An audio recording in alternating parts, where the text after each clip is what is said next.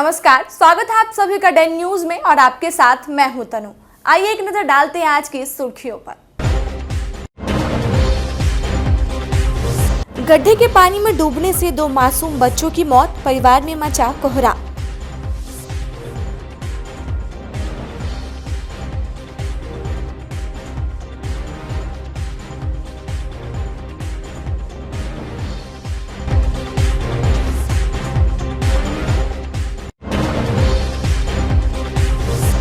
Horse firing का video viral होने के बाद पुलिस ने किया युवक को गिरफ्तार।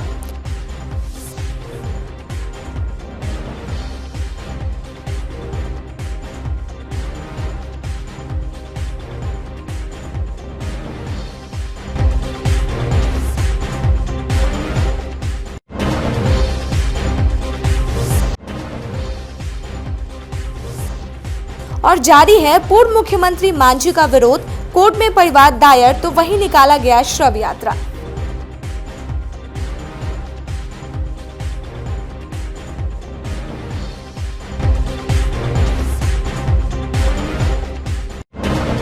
ये थी सुर्खियां और अब खबरें विस्तार से। मुजफ्फरपुर में एक दिल दहला देने वाली घटना सामने आई है।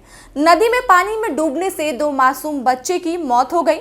घटना के बाद परिवार में कोहराम मचा हुआ है। घटना मोतीपुर थाना इलाके के बरजी गांव की है। बच्चे के शव को बाहर निकाला गया। मृतकों की पहचान अशोक राय के 6 वर्षीय पुत्र आदित्य कुमार, दूसरा मंगराही के जितेंद्र कुमार की 6 वर्षीय पुत्री कृति कुमारी के रूप में हुई है।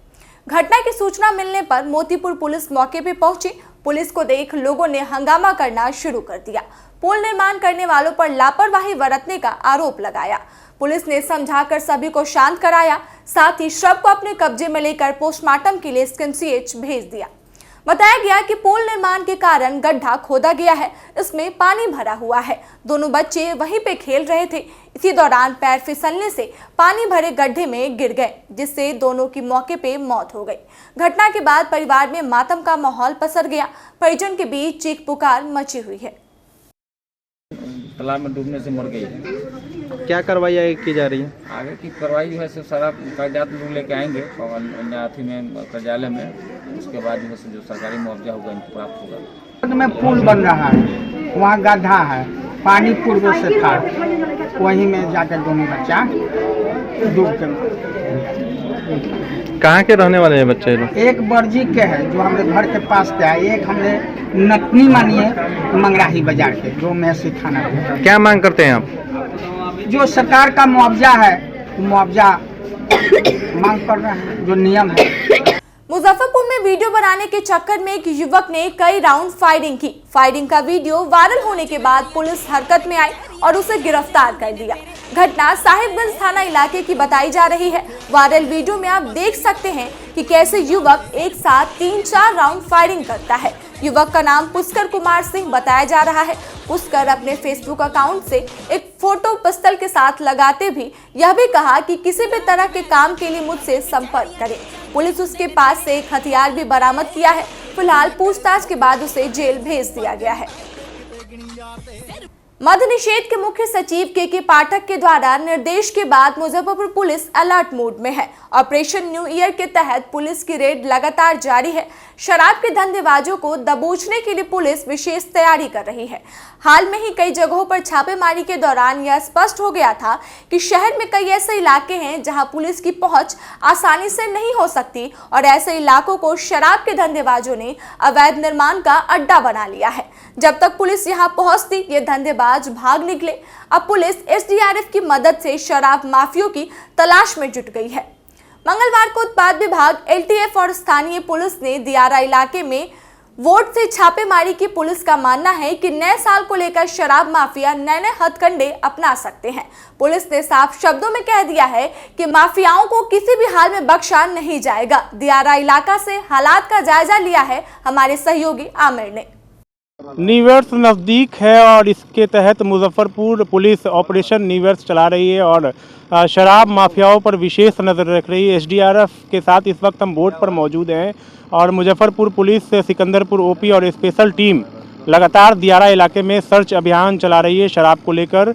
इसी अभियान के तहत कई लोगों को गिरफ्तार भी पिछले दिनों किया गया था और फिर लगातार अभियान चलाई जा रही है। अधिकारी हमारे साथ बात करने के लिए मौजूद हैं। क्या कुछ कहेंगे? आज लगातार रेड्स की जा रही है इस इलाके में, क्या कहेंगे?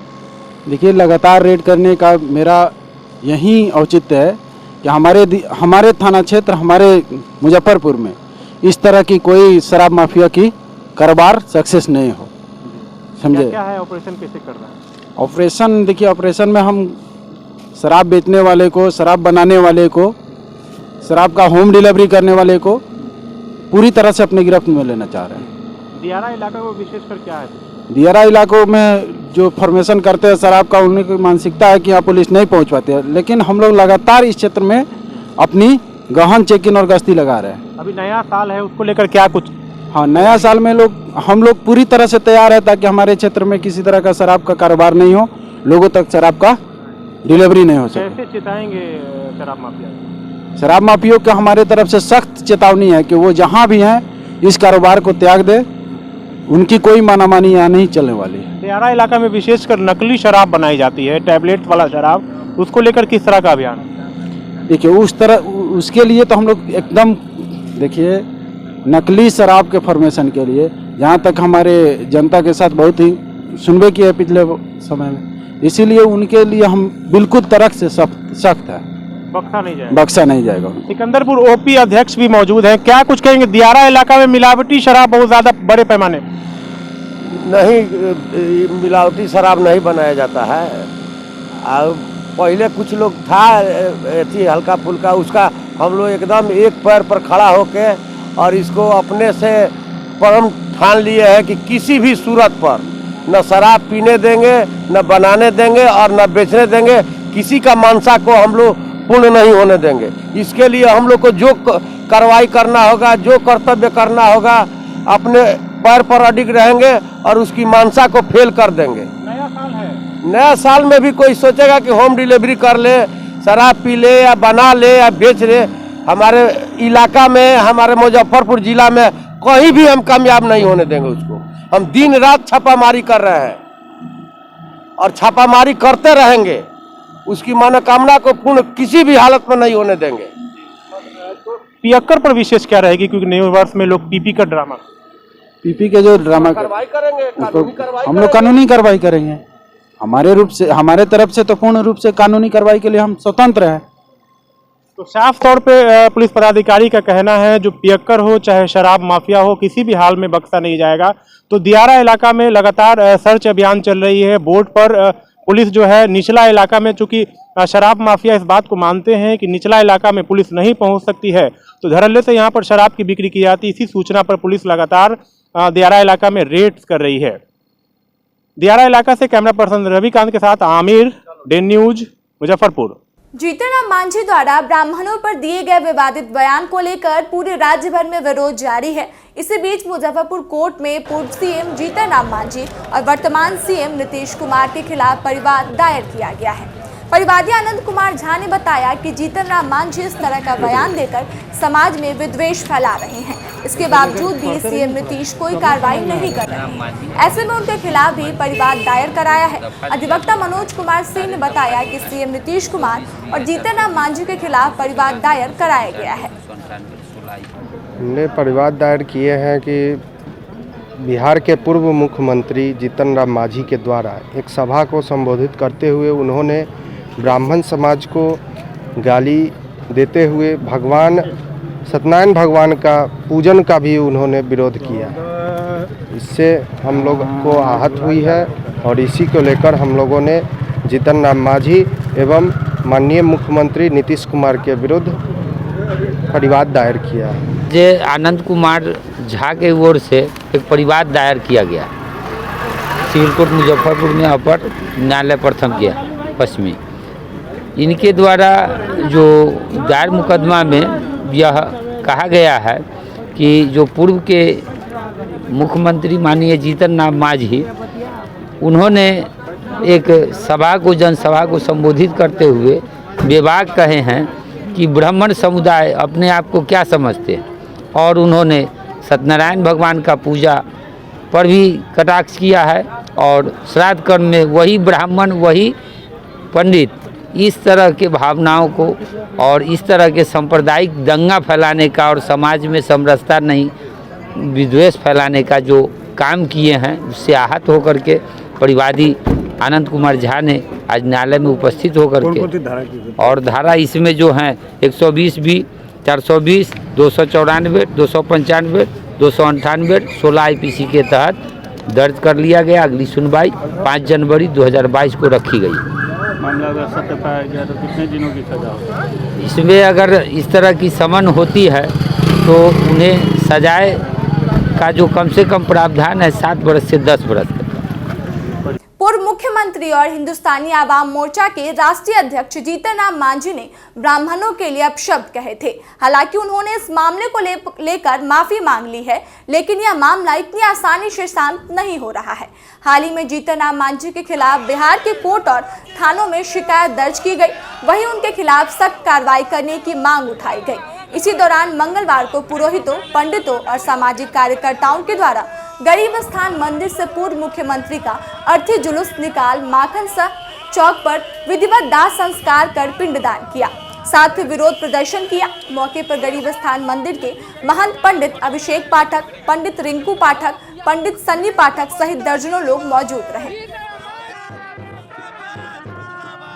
जीतन राम मांझी जी जो विवादित बयान लगातार दे रहे हैं, कभी भगवान श्री राम पे, कभी सत्यनारायण भगवान पे, तो कभी ब्राह्मण को टारगेट कर रहे हैं, कभी पूरे हिंदू समाज पे सवाल खड़ा कर देते हैं। उन्हीं के विरोध में आज हम लोग जो ये अर्थी यात्रा निकाले हैं उनका, और ये लगातार निकलते रहेगा जब तक उनके साथ उनके संगठन में रहने वाले मुख्यमंत्री माननीय नीतीश कुमार जी सार्वजनिक माफ़ी नहीं आके मांगते पूरे हिंदू समाज से, तब तक ये आंदोलन हम पूरा ब्राह्मण समाज का, पूरा हिंदू समाज जारी रखेंगे।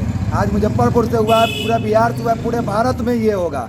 हमको तो यही लग रहा है कि उनके इशारा पे ये सारा काम कर रहे हैं। तो माननीय मुख्यमंत्री जी या तो उनको संगठन से हटावे, अपने टीम से हटावे, और नहीं तो खुद मंच से आके माफ़ी मांगे, तभी ब्राह्मण और हिंदू शांत होगा।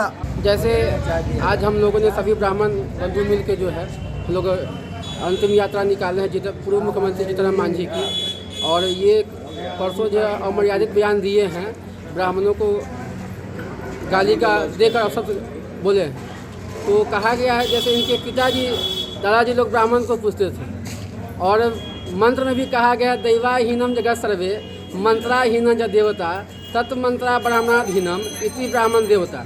कहा इस मंत्र का अर्थ ये है कि ये जगत जो है, संसार जो है भगवान के अधीन है, और भगवान मंत्र के अधीन है, और मंत्र जो है ब्राह्मण के अधीन है, और ब्राह्मण जो है इस भूमंडल का देवता कहा गया है। उस देवता को आप जो है अपशब्द बोल रहे हैं, गाली बोल रहे हैं, यह बहुत ही निंदनीय है बात है।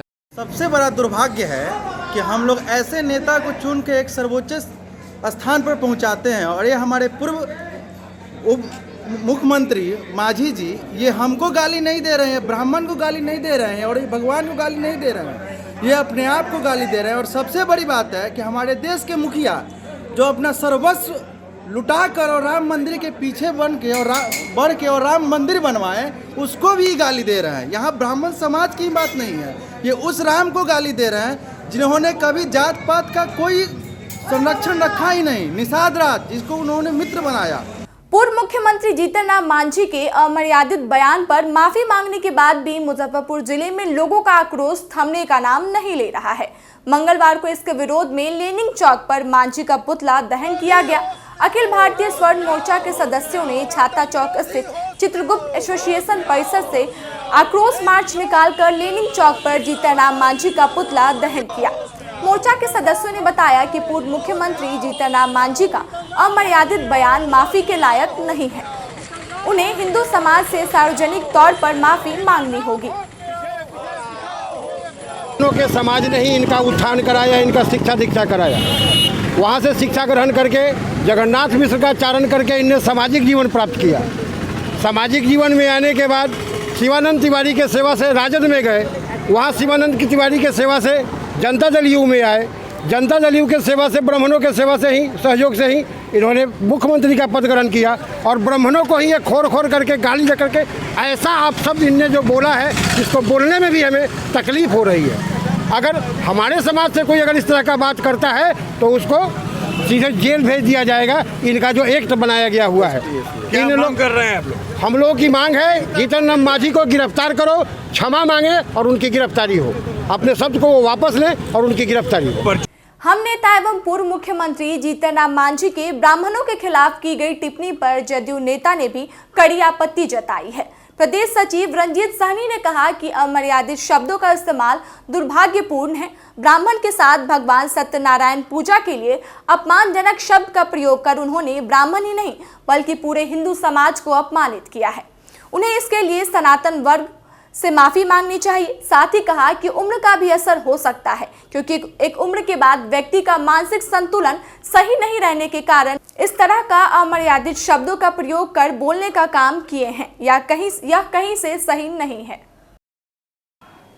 देखिए, हम नेता और पूर्व मुख्यमंत्री मांझी जी जो बयान दिए हैं वो अमर्यादित शब्दों के साथ है, जो ब्राह्मणों के खिलाफ जो उन्होंने उपयोग किया है वो कहीं से सही नहीं है।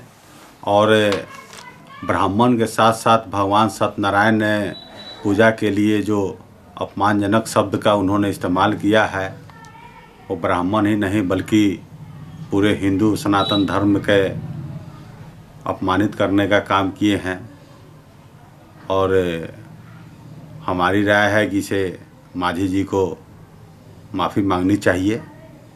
और विशेष हम क्या कहें, हो सकता है उम्र का भी असर हो सकता है, क्योंकि एक उम्र के बाद व्यक्ति का मानसिक संतुलन सही नहीं रहने के कारण इस तरह के अमर्यादित शब्दों का प्रयोग करके और ये जो बोलने का काम किए हैं कहीं से सही नहीं है।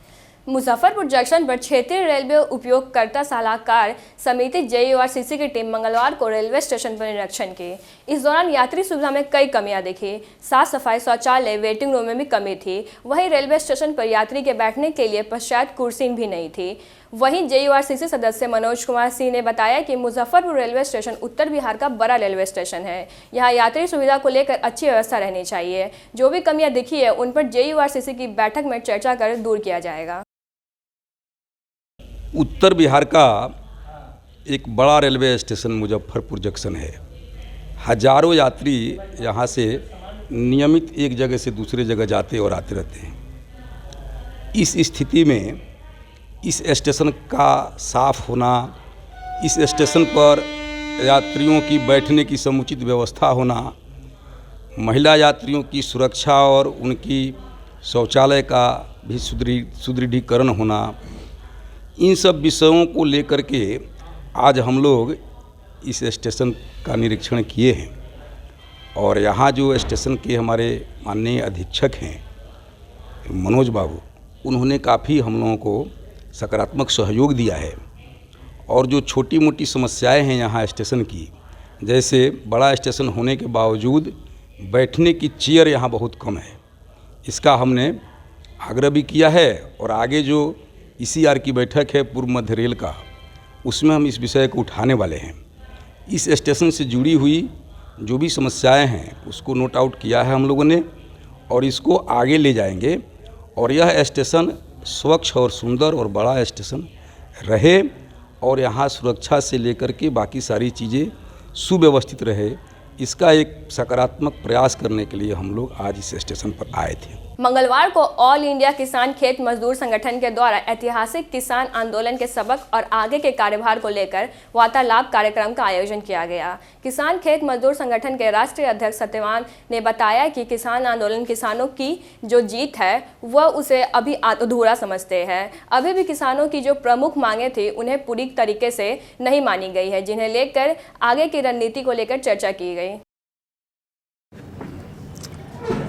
ये आज संयुक्त किसान मोर्चा ऑल इंडिया किसान खेत मजदूर संगठन की तरफ से मुजफ्फरपुर में ये सभा बुलाई गई है किसान आंदोलन की जीत के अवसर पर और आगे हमारे ऊपर कार्यभार है जो जिम्मेदारी है उसके ऊपर हम बड़े शालीनता से इस जीत का सरे जो बॉर्डरों पर किसान 13 महीने बैठे रहे हैं और देश भर में जो आवाज़ उठाई है उसको देते हैं। 700 से ज़्यादा किसान हमारे इसमें शहीद हुए हैं, हम उनको बार बार नमन करते हैं।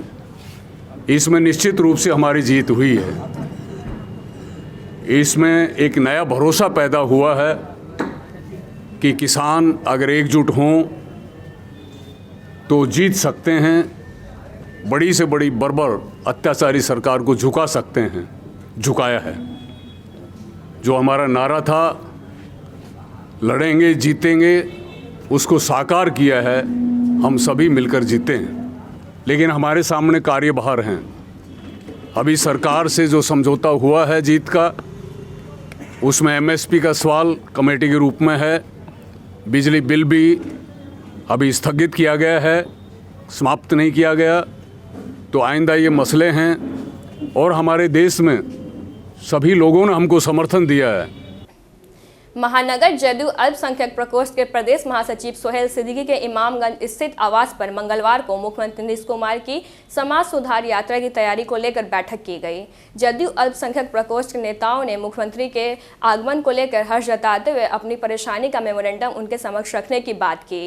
जदयू अल्पसंख्यक प्रकोष्ठ के प्रदेश महासचिव सोहेल सिद्दीकी ने बताया कि मुख्यमंत्री के आगमन को लेकर जदयू अल्पसंख्यक प्रकोष्ठ के सभी सदस्यों में बेहद खुशी है और मुख्यमंत्री की समाज सुधार यात्रा को सफल बनाने के लिए बैठक के दौरान कई बातों को रखा गया, जिसमें पूरे शहर में तोरण द्वार लगाने के साथ ही अल्पसंख्यक प्रकोष्ठ के सभी सदस्य उन दिन विशेष टोपी लगाकर मुख्यमंत्री की अगवानी करेंगे। दलीय अल्पसंख्यक प्रकोष्ठ मुजफ्फरपुर इकाई के कार्यवाहक अध्यक्ष जनाब अशरफ वारसी साहब के सदारत में आगामी 29 दिसंबर को हम सबों के नेता, बिहार के विकास पुरुष आदरणीय नीतीश कुमार जी का कार्यक्रम निर्धारित है। 29 तारीख को माननीय मुख्यमंत्री जी समाज सुधार यात्रा के दरमियान जो आज वो मोतिहारी गांधी की धरती से कार्यक्रम का आगाज़ हुआ है, 29 तारीख को माननीय नेता का कारवा मुजफ्फरपुर के सरजमी पर आएगा।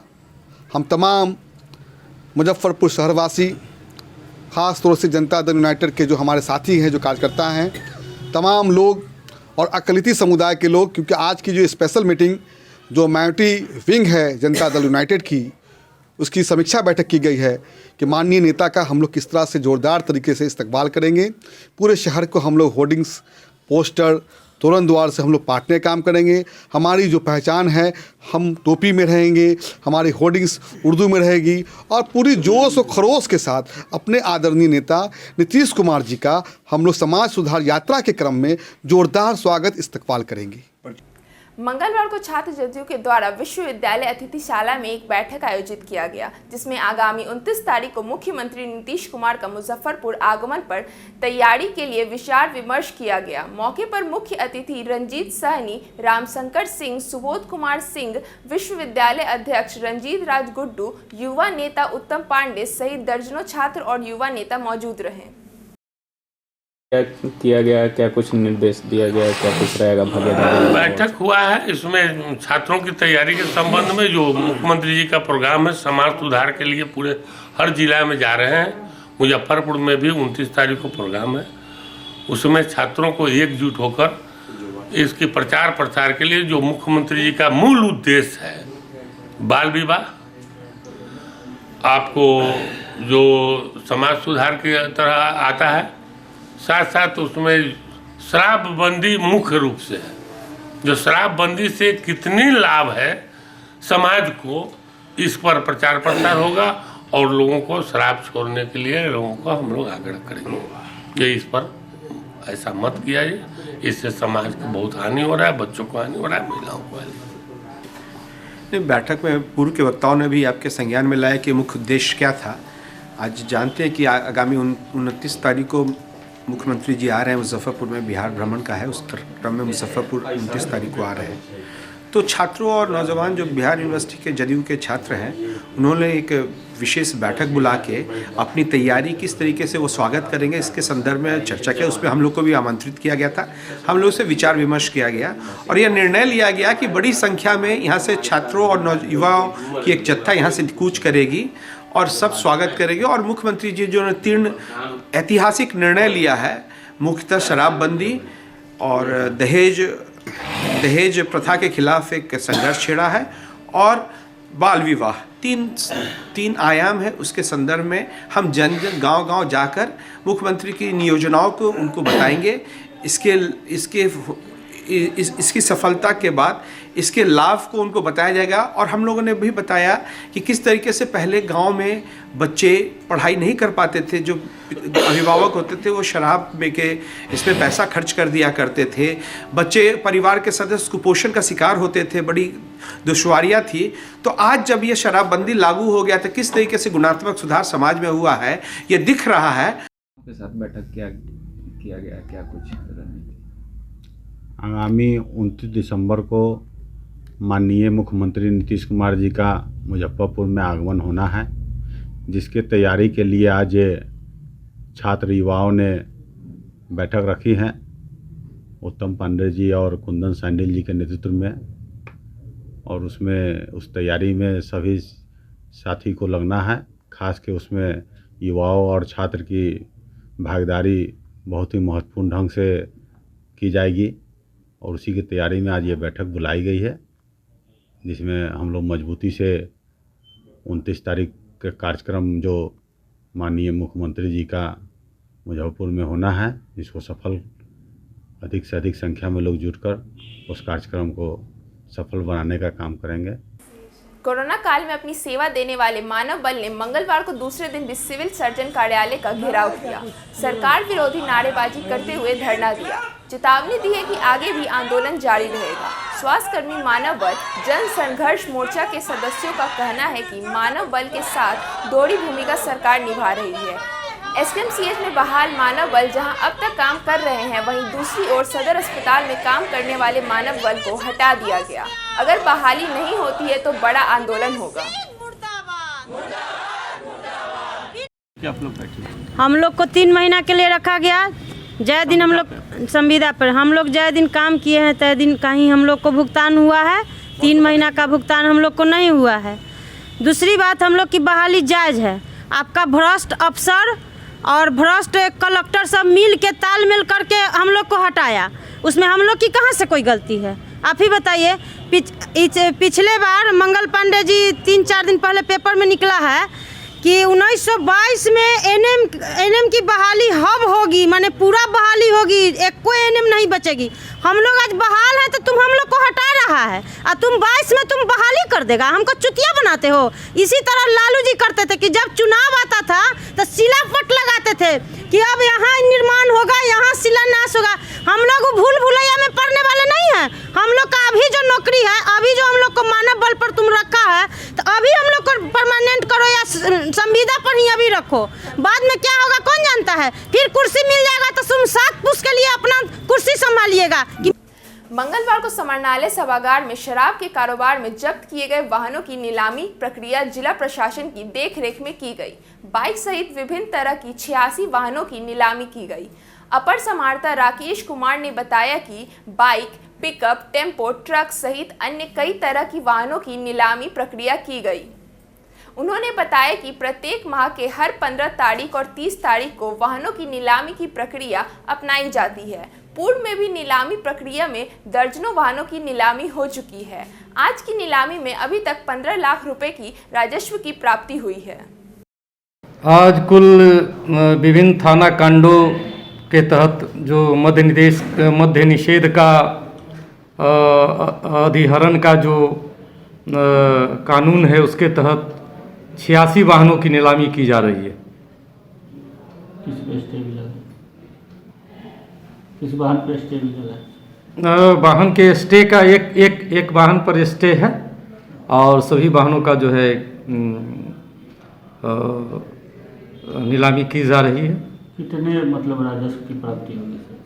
अभी तक 20 वाहनों की जा चुकी है और अभी तक मिला जुला करके करीब 15 लाख के आसपास जो है, 15 से 16 लाख के आसपास वसूली हो चुकी है। महापौर राकेश कुमार ने सरकार से मुजफ्फरपुर के लिए विशेष आर्थिक पैकेज की मांग की है। सोमवार को पटना में मुख्य सचिव की अध्यक्षता में आयोजित स्मार्ट सिटी की हाई लेवल स्टीयरिंग कमेटी की बैठक में शामिल महापौर ने कहा कि राज्य में पटना के बाद मुजफ्फरपुर आर्थिक केंद्र है, इसलिए शहर के विकास के लिए विशेष पैकेज मिलना चाहिए। वहीं उन्होंने स्मार्ट सिटी मिशन के तहत एबीडी एरिया में स्थित स्कूलों को स्मार्ट स्कूल के रूप में विकसित करने का सुझाव दिया। उन्होंने दिल्ली की तर्ज पर स्मार्ट सिटी एरिया में लोगों को बेहतरीन चिकित्सा सुविधा उपलब्ध कराने के लिए भी मोहल्ला क्लिनिक खोलने का सुझाव दिया।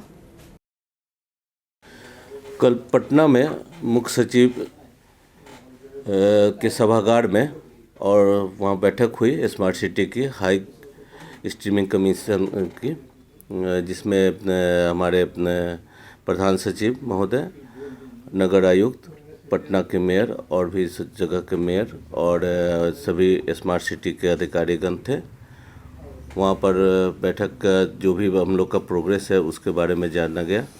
तो ये हमने कहा कि हमारे पास 2 प्रपोजल है आपको देने के लिए। जैसे अपने शहर तो स्मार्ट सिटी में आ गया है, स्मार्ट हो भी रहा है, स्मार्ट सिटी का काम भी चल रहा है। हम चाहते हैं कि हमारे बच्चे जो शिक्षा संस्थान में पढ़ते हैं उनकी भी स्मार्टनेस बढ़नी चाहिए और विद्यालय को स्मार्ट किया जाए, वहाँ स्मार्ट क्लासेस की व्यवस्था हो जिससे बच्चे अच्छी तकनीकी की शिक्षा प्राप्त कर सकें।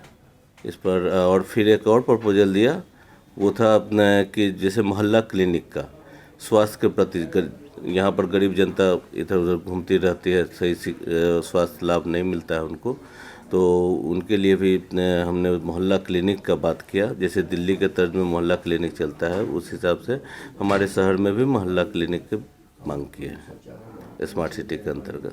विशेष पैकेज, हाँ, विशेष पैकेज पर जैसे पटना नगर निगम को वो विशेष पैकेज दे रहे हैं, तो हमने भी बोला उनको कि जैसे हमारी मुजफ्फरपुर भी अघोषित राजधानी है, इसको भी विशेष पैकेज के दायरे में रखा जाए और हम विशेष पैकेज का मांग किए। उन्होंने बोला कि ठीक है, हम देखते हैं। आज की खबरों का सिलसिला यही होता है समाप्त। कल फिर मिलेंगे कुछ नई और ताज़ा खबरों के साथ। तब तक के लिए दीजिए डे न्यूज़ परिवार को इजाज़त। नमस्कार।